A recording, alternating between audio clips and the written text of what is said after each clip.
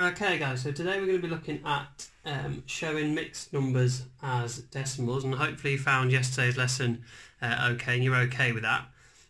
So let's have a little look and just recap on something that we learnt yesterday. So what we said yesterday, remember, is that 7 over 10 is actually the same as 70 over 100. So remembering those equivalent fractions, or if you like, it's 700 over 1000. They're all exactly the same thing, remember.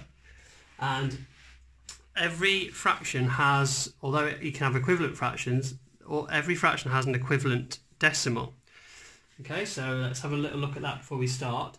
So if we have 7/10 again, well, that's the same as 0.7, and it's the same as 0.7 because this means 7 divided by 10. So if we do 7 divided by 10, we actually get 0.7. Okay, so that's where that comes from. So let's start with a mixed number. Remind ourselves what a mixed number is. So a mixed number is a whole number and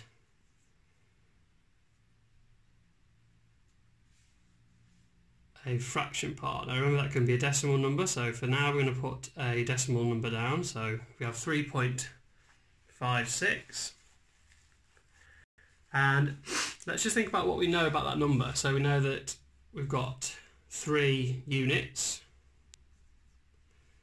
but this number here is 5/10, and this number here, because it would be in our hundredths column, would be 6 over 100. And if we put that into our place value over here, just check, 5/10 and 6/100. Okay, and that's going to be the starting point for creating our table that you've got in front of you. So your table should look like mine now.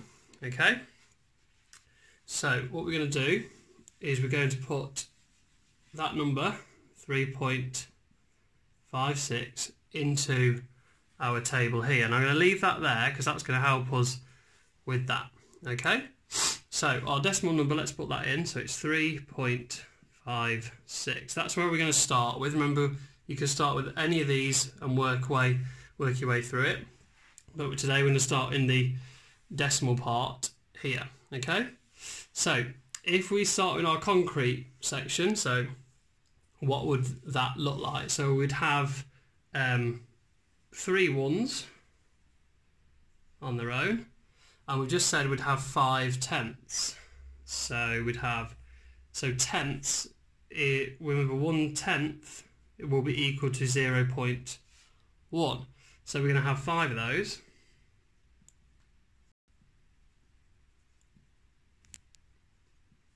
Okay, and then we said that the 6/100. So remember, 6 over 100 is equal to 0.06. So 1/100th is equal to 0.01.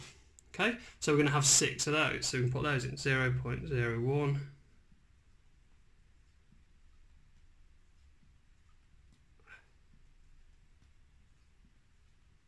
Okay, so that's our concrete part done. Okay, and now we're going to have a look at this decimal expanded part. So we've just said that we've got 3 as a whole. We don't need to mess around with that. We can leave that one as it is.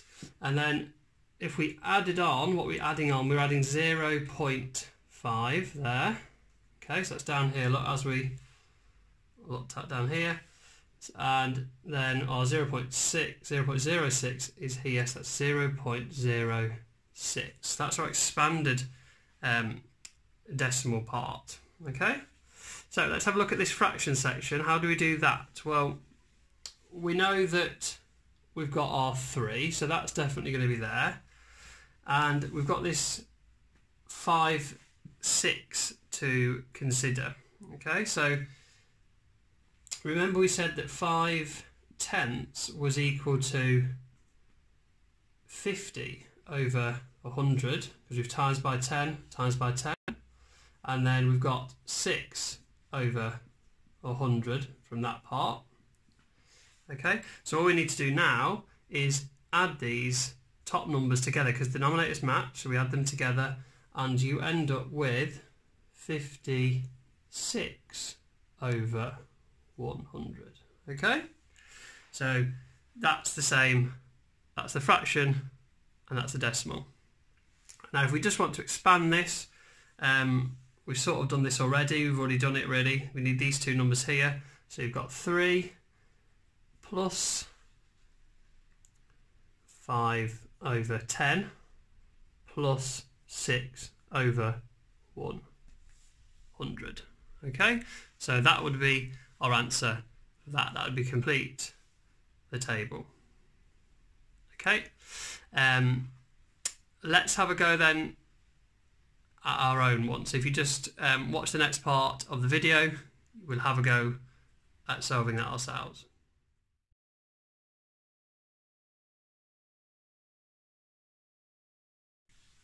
Okay guys, so this time we're going to start with the concrete section done for us, and then we're going to fill in our other columns from that point. So let's just look at what we've got here. We've got 2 holes.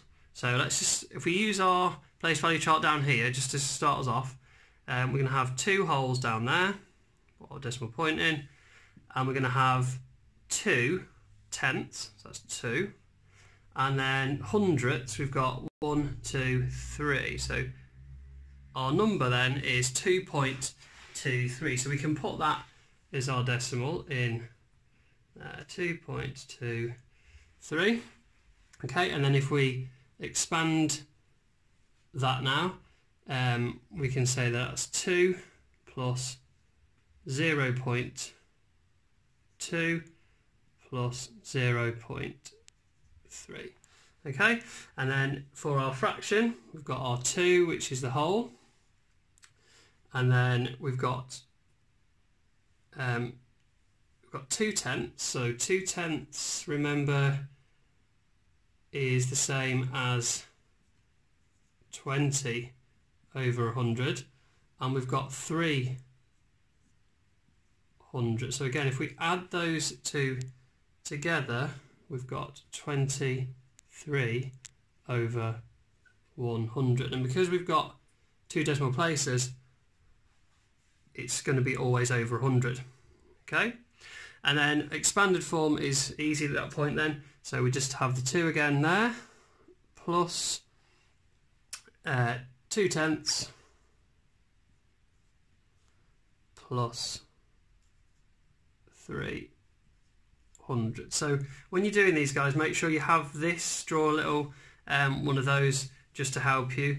You may need to have a tens column here, but that should be really helpful, and I find that really helpful to do this. So good luck with that guys, and I hope that goes well.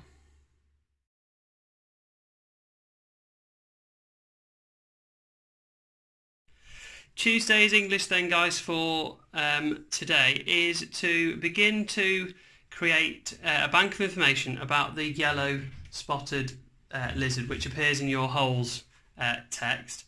The idea with that is that we're going to try and on the Thursday and Friday is write our own information text on maybe the yellow spotted lizard or a creature of your choice, and we're going to discuss tomorrow how we're going to create that and how that's going to look formally. But today we're just going to create a bank of information, and we're just going to magpie ideas from chapter 8. So if we start off looking at chapter 8, I'm just going to pick one thing for appearance and one thing for behaviour, and then I'm going to maybe show you how I'm going to add to that just to make it a little bit more interesting than the text actually gives you. Okay, so just do a little bit more extra information for our reader because we want to make our writing as informative but as engaging as possible. Okay, so if we look at chapter 8, okay, the 2 things that I want to pick out are these black teeth and a milky white tongue. Okay, can we see that there? So black teeth and a milky white tongue. So obviously that's going to go in my appearance section, but if I want to add a little bit more to that, the suggestion is, if we look just slightly further down the page, just here, the suggestion is if you've ever been close enough to the yellow spots, you are probably dead. Okay, so this is obviously a creature that isn't particularly nice and could be quite dangerous. So that's the effect that we want to create. So if we're going to describe its mouth, and we just get, there it is again, look, black and a milky white tongue, we can incorporate those two together, but make the reader seem that these are actually dangerous. So let's see how we could do that. So in our appearance section, we could have milky white gaping mouth. So gaping means wide open, which implies that it may be ready to attack. Mouth with sharp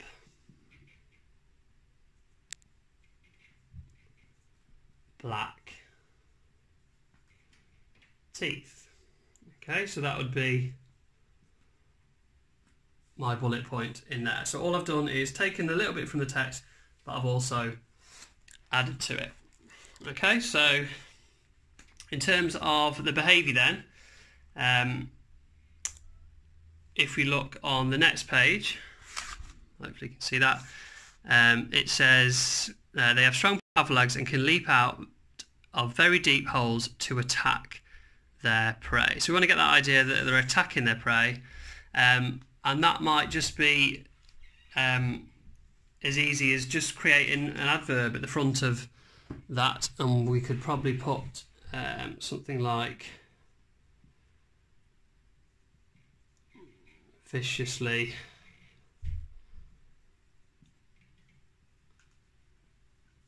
attacking. Now I'm going to leave out the bit about it attacking their prey, because I want the readers to understand that these are dangerous, even if you're not prey. Okay, you could be attacked by one. Okay, so that's your English for today. Just try and create as much information from that chapter 8 as you can, but remember to try and improve on it as you're taking those little ideas forwards.